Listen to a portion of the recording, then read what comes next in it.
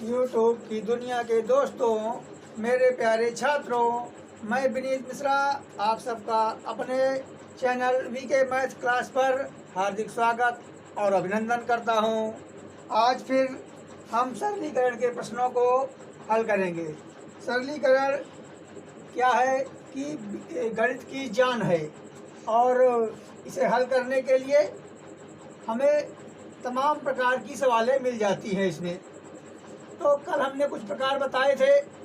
आज परीक्षा में आने वाले कुछ प्रमुख प्रश्नों के तरीकों को मैंने आपके लिए लिया है कि किस प्रकार से और सवालें आ सकती हैं और उन्हें हम किस प्रकार बेसिक रूप से एक एक बात को समझते हुए हल करेंगे।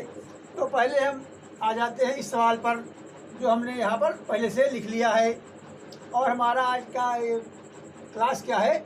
अलग अलग प्रकार के प्रश्न। जितने प्रश्न मिलेंगे आपको वो अलग प्रकार के होंगे, तो उनको परीक्षा में कैसे लगाया जाएगा इसे हम देखेंगे। और प्रश्नों को लगाते समय हमारे दिमाग में किस प्रकार की बातें आनी चाहिए जो हमें परीक्षा में सवाल को लगाने में हमारी मदद करें। तो इस प्रश्न को जब हम देखेंगे, अब आप देखिए कि 10 की घाते 3x बराबर 125, इतनी बात आपको बता रहा है ये सवाल, और ये बात आपसे पूछ रहा है। इन दोनों बातों से आप एक दूसरे का संबंध बनाते हुए इसे सरल तरीके से कैसे हल करेंगे इसे हम देखते हैं। तो सवाल देखते ही हमारे मन में किस प्रकार के विचार आने चाहिए, किस प्रकार उसको हम हल करेंगे, ये तरीका हमें आ जाना चाहिए। तो अब इसी जो ये व्यंजक दिया हुआ है, इस व्यंजक से हम इसका हल निकालेंगे। तो क्या कर सकते हैं, पहले हम इसको, ये लिखा है यहाँ पर 10 की घाते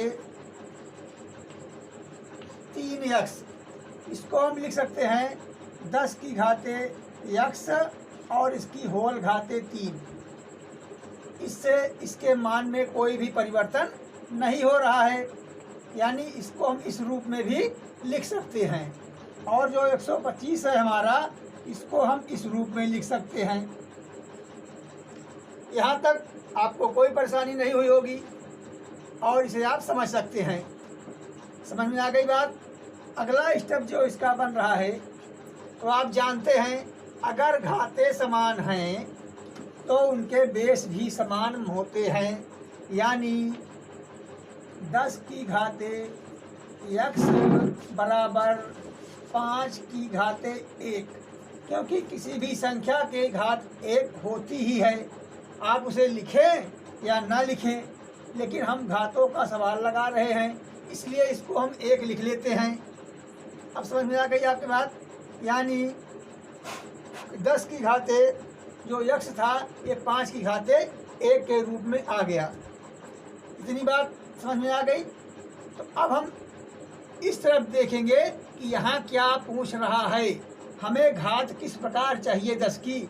हमें 10 की घात -2x के रूप में हल करना है। तो हमारे दिमाग में ये चलना चाहिए कि किस प्रकार इसको हम 2 की घात कर दें, फिर कैसे इसको माइनस कर दें तो इसका मान आ जाएगा। तो इसके लिए आपको अभ्यास भी करना पड़ेगा और हमारे चैनल को सब्सक्राइब करते हुए पूरे वीडियो को देखते हुए इसको हल करना पड़ेगा। तो क्या करेंगे अगले स्टेप में, इसको हम जो काम इधर करेंगे वही काम उधर कर देंगे, तो भी संख्या के मान में कोई परिवर्तन नहीं होता। अब आपको दूसरी बात पता चल रही है। पहली बात, अगर घाते बराबर हैं तो ये बेस भी बराबर माने जाते हैं, हमने इसको बराबर मान लिया। अब कह रहा है कि जो काम इस तरफ करेंगे वही काम उस तरफ कर देंगे, तो संख्या के मान में कोई परिवर्तन नहीं होता है। तो क्या करेंगे, 10 की घाते हम इसकी जो x है इसमें 2 का गुणा कर देते हैं, यानी इसको लिख देते हैं 2x। तो अब इसमें भी आप 2 का गुणा करें, यानी इसे भी 5 की घाते 1 गुणे 2 लिखें या सीधा 2 लिख दें। हम ऐसा लिख दें जिससे आपको प्रॉब्लम ना हो। अब समझ में ये बात आ गई कि हमने इधर भी गुणा कर दिया है, जो इसकी घात थी इसमें इधर भी 2 से गुणा कर दिया और इधर भी 2 से गुणा कर दिया। अब भले ही इस एक का कोई मतलब ना हो, लेकिन समझने में आपको आसानी हो जाएगी कि कैसे हमने दोनों तरफ गुणा कर दिया 2 का। तो इसका मान क्या आ जाता है, 10 की घाते 2x बराबर 5 की घाते 2। इतनी बात समझ में आ गई आपके। चलिए अब हमें इसमें माइनस करना है, तो हम अगर दोनों तरफ माइनस से गुणा कर दें, यानी यहाँ भी माइनस लगा दें और इस घात में भी माइनस लगा दें, तब भी इसके मान में कोई परिवर्तन नहीं आएगा, क्योंकि जो काम हम इधर कर रहे हैं वही काम उधर कर रहे हैं। अब चाहे इधर हम गुणा कर दें उतनी संख्या से इधर गुणा कर देंगे, इधर भाग दे देंगे उतनी संख्या से उधर भाग दे देंगे। इसकी घात में परिवर्तन किया, उसकी घात में परिवर्तन कर, मतलब जो काम इधर जिस प्रकार करेंगे वही काम हम उस तरफ कर देंगे। तो क्या हो गया, अब इसकी घात -2 हो गया, इसका मान ये आ गया। तो आप इसकी घात, ये जो 5 की घात -2 है, इसे लिख सकते हैं 1/5 की घात 2। इसका मान जब ऊपर जाएगा यही हो जाएगा। जो बटे में संख्या है इसे अगर आप ऊपर ले जाएंगे तो इसके चिन्ह बदल जाएंगे। समझ में आई बात। तो जो ऊपर था -2 हमारा, नीचे गया तो इसका चिन्ह बदल गया, नीचे से ऊपर जाएगा फिर इसका चिन्ह बदल जाएगा। तो इसको भी आप जान गए, आज आप जानते रहे होंगे। तो एक बेस वाली बात पता चली, इस सवाल में उसका उपयोग होना है। एक, हमने किस प्रकार उनके घातों में गुणनफल कर लिया, फिर भी परिवर्तन नहीं हुआ, माइनस लगा दिया दोनों तरफ, फिर भी परिवर्तन नहीं होता है। और अगर इस माइनस को हम बटे में ले जाएंगे तो ये प्लस में हो जाएगा और इसके मान में परिवर्तन नहीं होगा। यानी 10 की घात -2x बराबर 1/25। यही हमारा उत्तर हो गया। इस सवाल को आप समझ गए होंगे। इस सवाल में 2-3 बातें आपको पता चली, जो आपको अभ्यास के द्वारा और हमारे चैनल को बराबर देखते रहने से आपके ज्ञान में वृद्धि होती रहेगी और आप इन सवालों को देखकर घबराएंगे नहीं, तुरंत उसको हल कर लेंगे। तो अगली सवाल किस प्रकार से आ सकती है, ये सवाल का एक प्रकार था। इस तरह से और भी बहुत सी सवालें मैं आपको जब अभ्यास वाला हमारा सेक्शन चलेगा तब मैं उसमें आपको बताऊंगा। अभी सिर्फ मैं परिचय करा रहा हूँ कितने प्रकार की सवालें आती हैं प्रतियोगिता में, और कौन सी आ जाए ये कहा नहीं जा सकता है। तो अगला प्रकार क्या हो रहा है, 4x - 3y अपान 7x + 6y बराबर 4/13 हो तो x/y बराबर क्या होगा। आप सवाल को पढ़ें, एक बार समझें कि क्या बता रहा है। तो आपको उसने एक व्यंजक दिया और इस व्यंजक के माध्यम से अब पूछ रहा है कि जब इतने के बराबर यानी 4x - 3y अपान 7x + 6y बराबर 4/13, तब आप बताएं कि x/y का मान क्या होगा। अब ऐसे कोई पूछ ले x/y का मान क्या है, x/y का मान x/y है, लेकिन वो मान तब पूछ रहा है तो इस तरह के व्यंजक के हिसाब से आपको हल करना है। तो सवाल पहले समझेंगे, सवाल आत्मसात करेंगे, अब हमें किस प्रकार लगाना है अपना दिमाग लगाएंगे। चलिए इसको सरल करते हैं। छोटी सवाल है, सरल सवाल है, लेकिन एक तरीका ये भी है सवाल आने का, और सरलीकरण में एक प्रकार की ये भी सवाल होती है। तो इसे हम तिरछा गुणा के बारे में आप सुने होंगे, पढ़े होंगे, आप लगाए होंगे, और नहीं जानते हैं तो आज आप जान जाएंगे। तो तिरछा गुणा करेंगे, 13 का गुणा इस ऊपर वाले व्यंजक में करेंगे और 4 का गुणा इस व्यंजक में करेंगे। तो गुणा करते हैं, 13 चौक 52x - 39y, यहाँ तक कोई दिक्कत नहीं। अब इसका गुणा इसमें कर ले 4 में, और 4 गुणा इसमें कर दे दोनों बार, यानी बराबर 7 चौक 28x + 6 चौक 24y। इतनी बात समझ में आ गई, इसमें कोई दिक्कत नहीं है। अब क्या करेंगे, हम x और y को एक तरफ कर लेते हैं। ये हमारा जो 28x है इधर आएगा तो क्या हो जाएगा, माइनस हो जाएगा। 28x जो है इधर आएगा तो माइनस माइनस हो जाएगा, यानी लिख सकते हैं इसे 52x माइनस 28x बराबर, इधर क्या है हमारा पहले से 24y है, ये माइनस में है, उधर जाएगा तो क्या हो जाएगा प्लस हो जाएगा, और क्या हो गया 39y। इतनी बात समझने में आपको कोई प्रॉब्लम नहीं हुई होगी। यानी किस प्रकार हम x को इधर लाते हैं तब चिन्ह बदल जाएगा, इसको उधर ले जाएंगे तो उसका चिन्ह बदल जाएगा। ये भी आप हरदम दिमाग में रखेंगे, क्योंकि चिन्हों पर बहुत ही भ्रम पैदा हो जाता है और जल्दबाजी में तो अक्सर भूल होने की संभावनाएं भी बढ़ जाती हैं। तो हमें समय का भी ध्यान रखना है और सवाल को सही तरीके से हल भी करना है। तो आप घटा देंगे, तो अगर इस तरह की सवाल आए तो आप घटाने वैसे न लगिए, थोड़ा दिमाग में जोर डालिए कि अगर हम 52 में से 30 घटाते तो क्या आता। जाहिर सी बात है 22 आ जाता, लेकिन अब 30 नहीं घटा रहे हैं, 28 घटा रहे हैं, तो जो हमारा 22 आता वो क्या हो गया 24x हो गया। अब आप इसे करके देख सकते हैं, 12 में से 8 गए 4 हो गया, यहाँ क्या बचा 4 बचा, 4 में से 2 गए 2 हो गया। एक सवाल ये हो गई। और आप एक प्रकार से और जांच लें, 4 और 8 जोड़ दें, 8 4 12 की 2 हासिल 1, 2 2 4 1 5, यानी हमने जो ये व्यंजक हल किया ये एकदम सही है। चलिए अब आगे तो हमें जोड़ना है, तो क्या जोड़ेंगे 9 4 13 की 3 हासिल 1, 3 2 5 1 6, यानी 63y।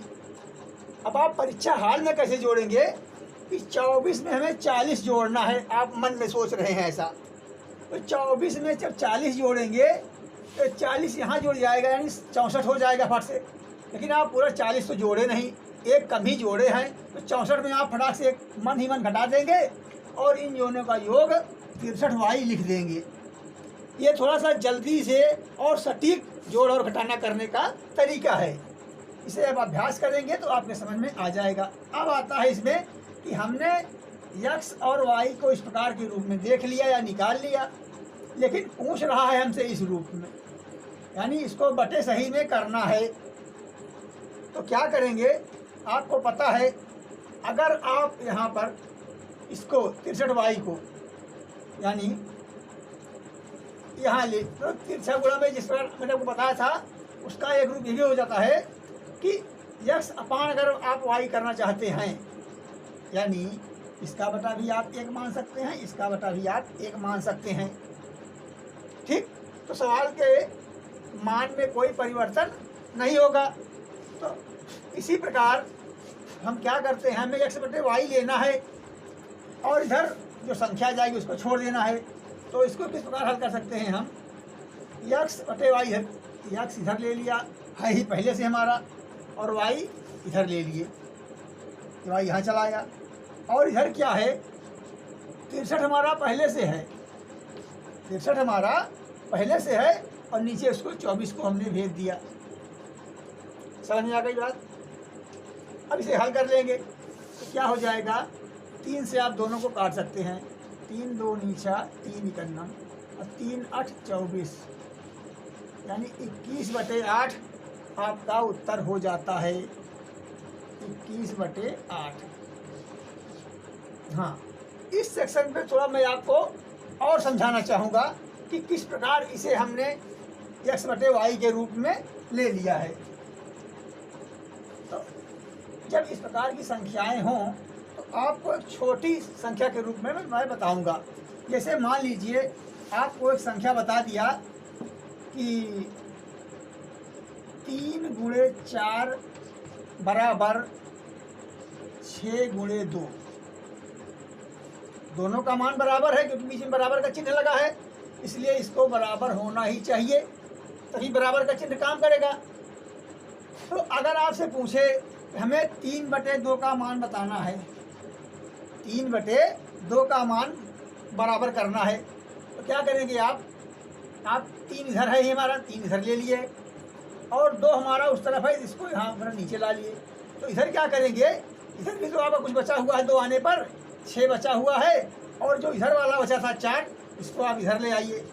अब देखिए क्या दोनों बराबर हो रहे हैं, 2 से काट देंगे, 2 तिहाई 6 और 2 दूनी 4, यानी ये दोनों देखिए इसके मान में परिवर्तन नहीं हुआ। और किस प्रकार हमने इन संख्याओं को नीचे ऊपर कर लिया अपने ही लगाने के हिसाब से।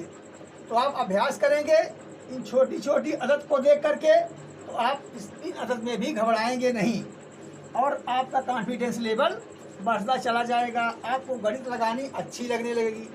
अब जैसे यहाँ पर हमें x y अगर बटे से ही करना है तो तुरंत हम x बटे y ऐसे कर देंगे। अब देख रहे हैं तो y इधर आ गया तो 63 तो हमारा बचा ही है, 63 यहाँ छोड़ करके 24 नीचे लगा देंगे और काट पीट के 21/8 ला देंगे। ये हमारा दूसरा तरीका है सरलीकरण का कि किस प्रकार एग्जाम में सवालें आती हैं।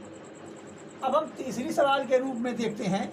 एक और प्रकार बनता है, इसमें सरलीकरण से ही सवाल आती है और बच्चों को भ्रमित करने लगती है। तीसरी सवाल क्या है हमारी? तीसरी सवाल हमने लिया है कि वो बताता है कि a²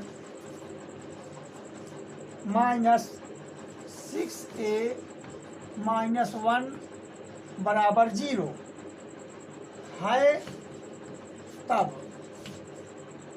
a माइनस 1/a बराबर क्या होगा।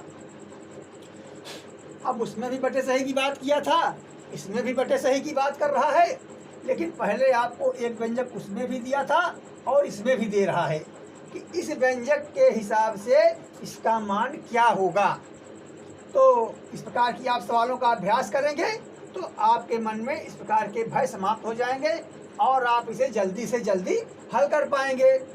तो अब हमें a/a के रूप में कोई व्यंजक यहाँ दिखाई नहीं दे रहा है, तो ऐसा कुछ करें कि यह भी व्यंजक इस रूप में कहीं ना कहीं से हमें मिल जाए। तो क्या करेंगे, हम दोनों तरफ a से भाग दे देंगे। यानी अगर आप यहाँ पर क्या लिखते हैं 1/a से गुणा कर दें इसमें, अरे थोड़ा नीचे करते हैं, अच्छा ध्यान दें, खल के रूप में आते हैं कि हमने क्या किया 1/a से गुणा कर दिया इधर, यानी a² माइनस 6a माइनस 1 इसमें गुणा कर दिया और इधर क्या किया 1/a से हमने 0 में गुणा कर दिया। तो इसके मान में कोई परिवर्तन नहीं हुआ। अगर आप इस व्यंजक में इधर गुणा कर रहे हैं उसी संख्या से और इधर भी कर रहे हैं तो इसके मान में कोई परिवर्तन नहीं आएगा। तो हमने जो 1/a किया है इसको बाहर रखने के लिए नहीं किया है, हमें किसी प्रकार इस व्यंजक को प्राप्त करना है जिससे हमारी सवाल हल हो सके। तो क्या करेंगे, हम इस a को इसमें हम अंदर डाल रहे हैं। a में यहाँ a हो गया, यहाँ a हो गया और इसका बटे भी a हो गया। अब तीनों में जो बटे a है तो आप चाहें तो 1/a कॉमन ले लेंगे तो फिर ये तीनों गायब भी हो जाएंगे, यानी बाहर आ जाएंगे। तो इस प्रकार आप समझ गए होंगे कि हमने 1/a से यहाँ भी गुणा किया और यहाँ भी गुणा किया। तो 0 मैंने आपको बताया था कि हमारे गुरु जी, फिर कभी चर्चा करेंगे, उन्होंने 0 की बड़ी महिमा बताई है और कहते क्या है कि 0 से जो टकराएगा वो 0 हो जाएगा। तो ये भी संख्या क्या हो गई, 1/a से गुणा करने के बाद भी ये 0 हो गई। अब हमारे व्यंजक पर क्या प्रभाव पड़ रहा है इसे देखेंगे हम। तो क्या प्रभाव पड़ता है, ये जो a है a²/a, जब a से इसको काटेंगे तो क्या हो गया, हमारा a आ गया और -6 हो गया और यहाँ पर क्या हो गया -1/a हो गया। और इसका मान आप क्या निकाल रहे हैं, यानी इसको भी गुणा किए तो 0 हो गया, इसका मान 0 हो गया। इतनी बात आपके समझ में आ गई होगी। आगे देखते हैं इसमें क्या होता है। हमें क्या चाहिए, a माइनस 1/a,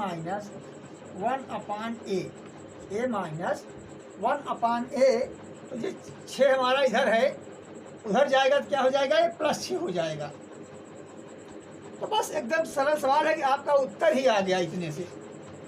यही पूछ भी रहा था, a माइनस 1/a का मान और यहाँ आ भी गया, तो आपकी ये सवाल भी तुरंत हल हो गई। इस तरह के सवालों को आप अपनी टेक्स्ट बुक से देख करके और हल करने का प्रयास करेंगे, निरंतर अभ्यास करेंगे। थोड़े से अभ्यास के बाद आप देखेंगे कि इस सवाल पर आपकी पकड़ मजबूत होती चली जा रही है। अब इस तरह से चाहे जो भी सवाल आएगी आप उसे लगा सकते हैं। तो अगली सवाल क्या क्या प्रकार होता है। एक सवाल इस तरह से भी कभी कभी पूछ लेता है कि 37 सही 1/2 में कितने 1/8 हैं। सवाल तो सरल है, आसान है, लेकिन इसने क्या किया है, संख्याओं में थोड़ा सा इस प्रकार रखा है कि बच्चे थोड़ा सा डर जाएं उससे। अगर आपसे पूछता कि 32 में कितने 4 हैं, तब आप क्या करते, 32 में तुरंत 4 से भाग देते थे और कहते कि इसमें 8 20 4 हैं, यानी 8 4 को अगर मिला दें तो 32 हो जाएगा। यानी जैसे ही आपसे पूछा कि 32 में कितने 4 हैं, आपने 32 में 4 से भाग दे दिया। तो वही संविधान यहाँ भी लागू होगा। अब आपसे पूछ रहा है इस संख्या में ये कितनी संख्या है, यानी तो हल कैसे करेंगे आप इसको। जैसे आपने 32 और 4 को हल किया था उसी प्रकार इसे भी हल करेंगे। 37 सही 1/2 में आप 1/8 से भाग दे देंगे। जैसे आपने उसमें क्या किया, 32 में तुरंत 4 से भाग दे दिया और आपका उत्तर आ गया। तो संख्याएं कुछ भी हो, नियम आपके वही रहेंगे। तो कैसे इसको हल करेंगे, 32 दूना जैसे 35 दूना 70, तो 4 और जोड़ो ना 74, 74 1 75। समझ में आई बात। 214 की 4 हासिल 1 2 3 6 1 7, यानी 74 है, 1 जुड़ेगा 75 हो जाएगा। 75/2, अब पूरे का बटा कितना है 1/8। तो आप जानते हैं कि हम अगर 75/2 लिख दें और इस भागे को गुणे में कर दें, ये हो जाएगा 8/1। समझ में आई बात कि ये अगर हमारी अंश हर हो जाएगा, हर अंश हो जाएगा। 2 से काट देंगे तो यहाँ गया 4 बार, और 4 का 75 में गुणा कर देंगे तो क्या आ गया 300। यही 300 आपका उत्तर हो गया कि 37 सही 1/2 में कितने 1/8 हैं, तो 300 1/8 उसमें शामिल हैं। तो ये हमारा सिर्फ तरीका बताने का मतलब था कि आप इस तरह की सवाल से भी परिचित हो जाएं। और कभी वो संख्या बदल दे, या XY वाली संख्या डाल दे या MN वाली डाल दे या कोई और संख्या दे दे, दशमलव वाला कर दे, आप घबराएं ना उससे। बस नियम वही लगेगा। इसे 32 में कितने 4 हैं, तो आपने 32 में 4 से भाग दे दिया, तो वही उठा के यहाँ भी करें। कोई भी संख्या दे दे, कोई भी संख्या उसमें पूछ ले, आप बस भाग देंगे, जो आएगा वही आपका उत्तर हो जाएगा। तो 5वीं सवाल क्या हमें तरीका है एक सवाल का कि पूछ रहा है 2 की घाते n प्लस 2 की घाते n - 1 बटे 2 की घाते n + 1 माइनस 2 की घाते n। इसका आप मान बताइए। अब संख्याएं ये भी हैं, संख्याएं सरल भी होती हैं। थोड़ा सा इसमें घातों की बात कर रहा है और एक ऐसा व्यंजक बना दिया है कि इसमें घातों पर हमें विशेष ध्यान देना है कि अगर n कोई संख्या होती, जैसे मान लीजिए आपने सोच लिया कि हमने n को 5 मान लिया है, तो अगर ये 5 हो जाती ये 4 हो जाती, क्योंकि n - 1 है। दिमाग में सोचिए कि हमें सवाल देखते ही क्या लगाना है। फिर नीचे वाले में सोचेंगे अगर इसका मान 5 होता, ये हो जाती 2 की घाते 6, और ये क्या होती n + 1 है ना, ये तो n है, ये 5 हो जाती, तब ये 6 हो जाती, यानी इससे ये 1 ज़्यादा है और इससे ये 1 ज़्यादा है। उसी तरह फर्क है। इसने क्या किया है, यहाँ प्लस लगा दिया है और यहाँ माइनस लगा दिया है। आपको भ्रमित कर रहा है कि आप प्लस माइनस से थोड़ा सा घबरा जाएं, लेकिन आप इसका अभ्यास करेंगे, आपकी सारी घबराहट दूर हो जाएगी। अब आप मन में सोच सकते हैं अगर ये 5 है, ये 4 है, अगर n का मान यहाँ पर 5 मान लेते हैं तो इसका 2 की घाते क्या है 4 ही है, यानी 1 कम है। तो हम 1 कम वाली संख्या का उसमें से को ले लेते हैं, कॉमन लेते हैं। यानी अगर कॉमन लेंगे तो 2 की घाते n-1 कॉमन लेंगे। अब इसे 5 था तो 5-1 हमने कॉमन ले लिया, एक तो बचा ही हमारा 2, यानी 2 की घाते 1 हमारा यहाँ पर बची जा रहा है। और इसको पूरा पूरा कॉमन ले लिया है तो ये यहाँ पूरा पूरा ऐसे रह गया। अब यही बात नीचे आप सोचिएगा, ये 5 है ये 6 है, तो आप कॉमन लेके 6 तो ले नहीं पाएंगे क्योंकि 6 दोनों में है नहीं, लेकिन 5 तो है यानी n तो है और ये n+1 है। तो यहाँ पर आप क्या कॉमन लेंगे, यहाँ आप कॉमन लेंगे 2 की घाते n, तो 2 की घाते n+1, एक और है n है, तो यही 2 हमारा यानी 2 की घाते 1, और यहाँ तो n पूरा निकल आया है तो क्या हो गया, ये -1 हो गया। माइनस ही था ना, हाँ ये भी नीचे माइनस था। इतनी बात समझ में आ गई कि किस प्रकार इसमें से हम कॉमन ले रहे हैं। वो संख्याएं देता तो आप तुरंत कॉमन ले लेते, थोड़ा n दे दिया उसमें से सोचने की बात हो गई। तो आप सवाल लगाए रहेंगे तो आपको ज़्यादा सोचना नहीं पड़ेगा और आपका कॉन्फिडेंस लेवल ठीक ठाक रहेगा और आप सवाल लगाते रहेंगे। तो क्या हो गया, ये 2 की घाते n-1 और 2 में से एक जोड़ दिया तो क्या हो गया, 3 हो गया। और यहाँ नीचे क्या आ गया, अब देखेंगे ये है 2 की घाते n और 2 में से 1 गया तो ये हो गया 1। अब इसमें थोड़ी सी बात और समझनी है, अगर n का मान 5 होता तो ये n का मान 4 होता, n-1 है, ये मान n है तो n-1 है, यानी इससे एक अदद ज़्यादा है इसकी घात, ये इसकी संख्या जो है एक ज़्यादा है। अगर ये 2 की घाते 4 है, ये 2 की घाते 5 है। समझ आ गई बात, ये n है n-1 है, मतलब ये जो भी है इससे एक कम है ये, तो इससे काटेंगे तो इसका मान क्या आ जाएगा, 1/2 इंटू 3/1, यानी इसका मान आ गया 3/2। अब इससे अधिक सरल तरीका इस सवाल को लगाने का नहीं है, इसलिए मैं आपको बेसिक बातें समझाते हुए सरल से सरल और जितना भी विस्तृत बता सकता हूँ बता रहा हूँ, जिससे आप हर बात जाने रहें, फिर आपको सॉर्ट करने में दिक्कत ना हो। जब आप बेसिक बातें और विस्तार से जाने रहेंगे तब आपको सवाल के सॉर्ट भी समझ में आएंगे, उसका जो सरल तरीका होता है, जल्दी का तरीका होता है, वो भी आपके समझ में आ जाएगा। तो सवाल नंबर 6 यानी सवाल नंबर 6 यानी प्रश्न के तरीके नंबर 6 कि 6वां प्रकार किस प्रकार होता है सवाल का, इसमें सरलीकरण में उस सवाल को हम लगा रहे हैं। तो एक सवाल आती है, आपसे अक्सर पूछ सकता है, यहाँ पर लिख दिया x और इसके बीच में कोई चिन्ह नहीं लगा रहा है, एक उसने प्रतीक बना दिया है। अब ये कोई चिन्ह नहीं है, एक प्रकार का प्रतीक है, देख रहे हैं आप ना, ये प्रतीक बन गया और कह रहा है कि y। अब बता नहीं रहा है कि जोड़ है कि घटाना है कि गुणा है कि भाग है, क्या है, लेकिन इस प्रतीक का जो वैल्यू निकलेगा ये निकल रहा है 2x + 3y। ऐसे भी सवाल आएगी तो कि एक प्रतीक बना देगा, कोई इसका नाम नेशन नहीं है, कोई पहचान नहीं है, सिर्फ कोई प्रतीक है, और बता दिया कि इस प्रतीक को लगाने से x y में जो संबंध बनता है उसका मतलब होता है 2x + 3y। तो आपको क्या बताना है, तब आपको क्या बताना है, 2 और उसके अंदर क्या क्या एक प्रतीक लगा दिया, यहाँ भी इसमें समझ में आई बात, एक प्रतीक लगा दिया और यहाँ क्या रख दिया है 2 और 3 और प्लस करके कहता है अगला क्या संख्या हमारी है 3 और 4 है 3, उसके बाद फिर यहाँ प्रतीक लगा दिया उसने एक, यहाँ लिख दिया 4, इसके बराबर क्या होगा।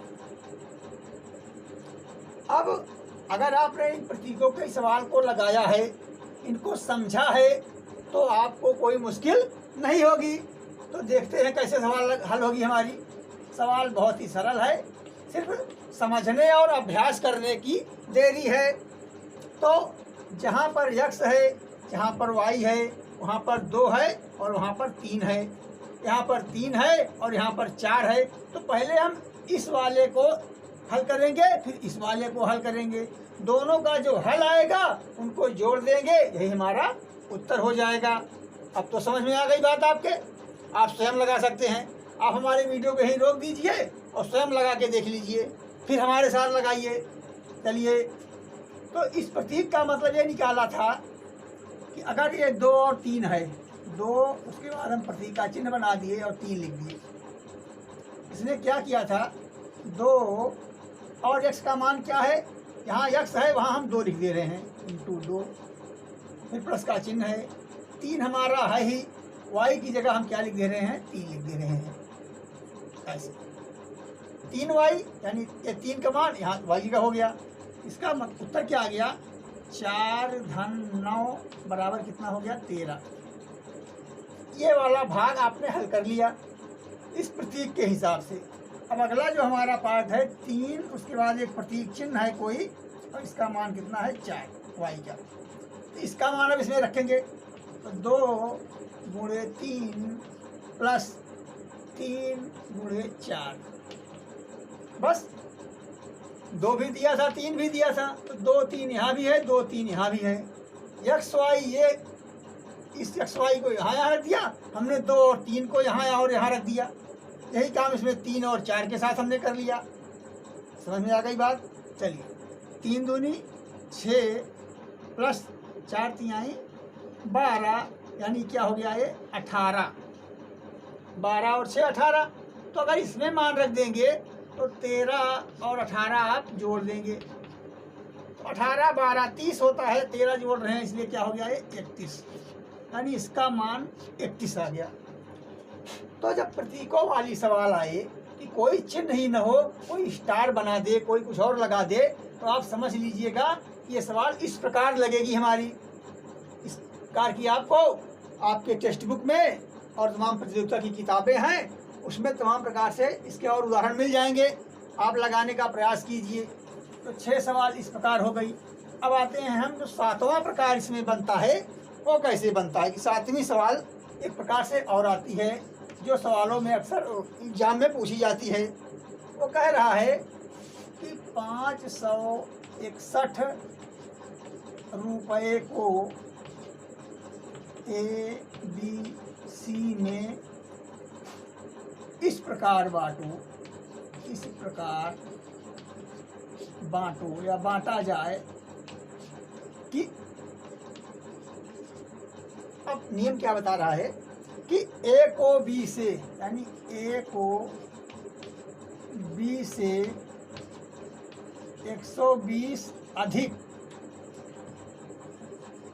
A को B से 120 अधिक तथा C से 120 कम मिले।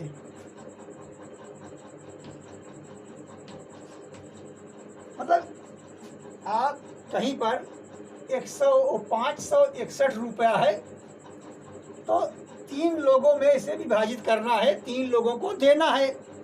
लेकिन शर्त क्या कह रहा है कि A को जितना पैसा मिलेगा वो B से 120 अधिक होगा तथा C से 120 कम होगा।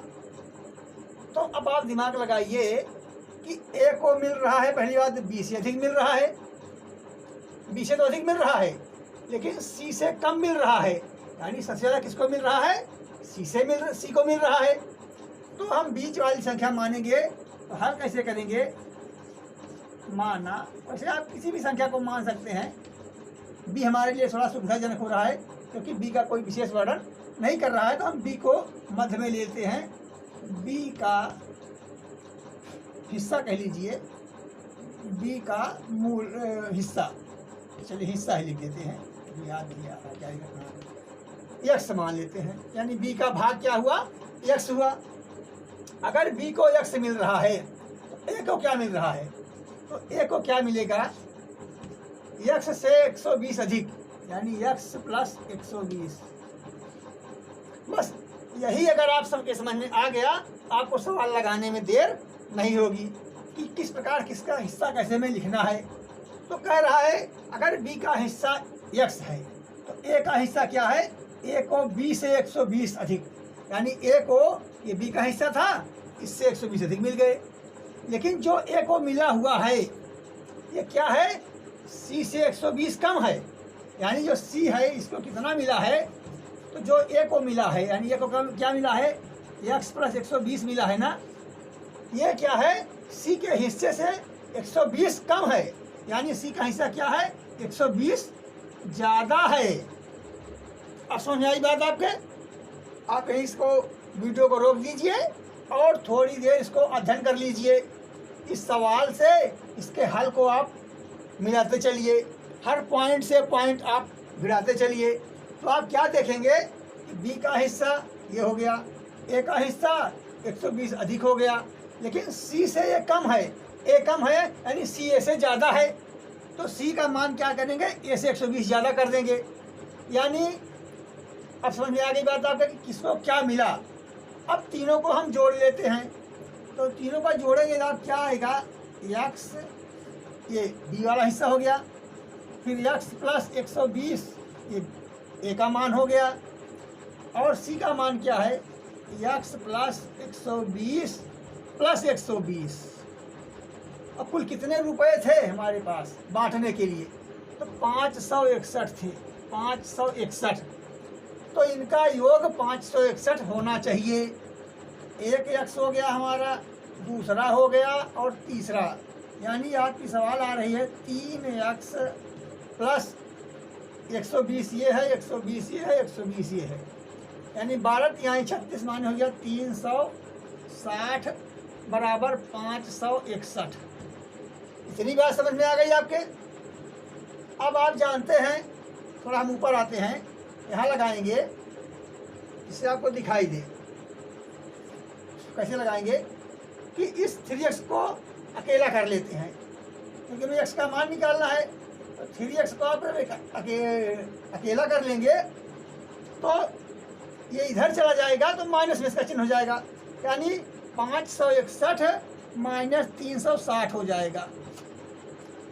अब अगर 560 होता और 360 आप घटाते तब तो 200 क्लियर हो जाता, लेकिन इसमें 560 में एक ज़्यादा है, यानी हो गया 201। इसका मान क्या हो गया, 201।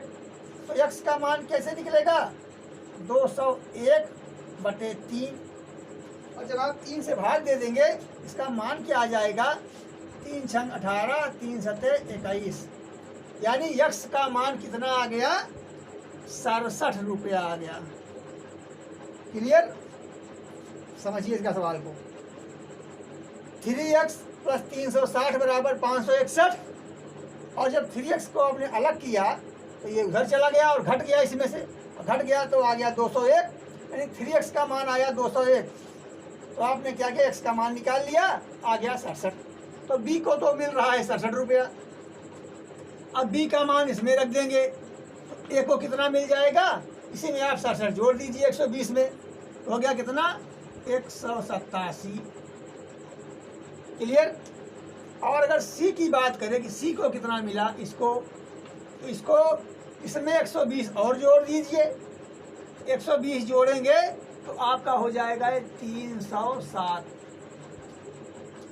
यानी 120 अगर आप 180 में जोड़ते हैं 300 हो गया, 7 और हो गया, यानी 67, 187 और 307। तो तीनों को मिला करके 561 होना चाहिए। तो 7, 7 दूनी 14, 7 त्रिक 21 की 1 हासिल 2, तो 6 2 8, 8 16, जीरो में कुछ होगा नहीं, 16 के 6 हासिल 1, तो 3 में एक 4 एक 5, यानी 561 रुपये को आपने 3 लोगों में बांटा। आपको बी का यह हिस्सा हो गया, ए को ये मिल गया और सी को ये मिल गया। अब चाहे आपसे किसी एक के हिस्से की बात करें, चाहे तीनों को कितना मिलना चाहिए उसकी बात करें, आप सारी सवालें लगा लेंगे। तो समय ज़्यादा होता जा रहा है और बहुत ज़्यादा एक दिन में पढ़ा देने से भी बच्चे के ऊपर लोड पड़ जाता है। तो मैं आपको आज इतना ही बता रहा हूँ, और इसमें जो भी तरीके के अगर नई तरीके के सवाल हमें और मिलेंगी तो मैं आपको कल एक और वीडियो बना दूंगा। और अगर ऐसा लगेगा हमें कि आपके लिए पर्याप्त है तो आप इस पर अभ्यास कीजिएगा। कल मैं नए लेसन को शुरू करूंगा। तो बच्चों, इन्हीं बातों के साथ, इस क्लास के साथ मैं आपको ढेर सारी शुभकामनाएं देता हूं। आपके उज्जवल भविष्य की कामना करता हूं। आप सदा स्वस्थ रहें, ऐसी भी मैं कामना करता हूं। और आप सदा हमारे चैनल को देखें, इससे लाभ उठाएं और इसे सब्सक्राइब करें, शेयर करें और बस आप मेहनत करते रहें, मेहनत से आप भागे ना, ऐसी मैं उम्मीद करूँगा। क्योंकि बिना मेहनत के सफलता के लिए कोई भी शॉर्टकट नहीं है। ट्रिक तभी आपको काम देगी जब आपको बेस आता रहेगा। इस बात को आप नोट कर लीजिए। अगर आप बेसिक बातें नहीं एक्सेप्ट करेंगे, उस पर मेहनत नहीं करेंगे, तो ट्रिक आपको भूल जाएगी, आपके समझ में ट्रिक आएगी ही नहीं। इसलिए आप बहुत जादुई मैथ के चक्कर में न पड़ें, मेहनत करें और सवाल लगाएं। तो आप सबको मैं आशीर्वाद देता हूं, आपके अच्छे भविष्य की कामना करता हूं, आप स्वाभिमानी बने। तो इन सब बातों के साथ मैं आप सबको धन्यवाद देता हूं और नमस्कार करता हूं।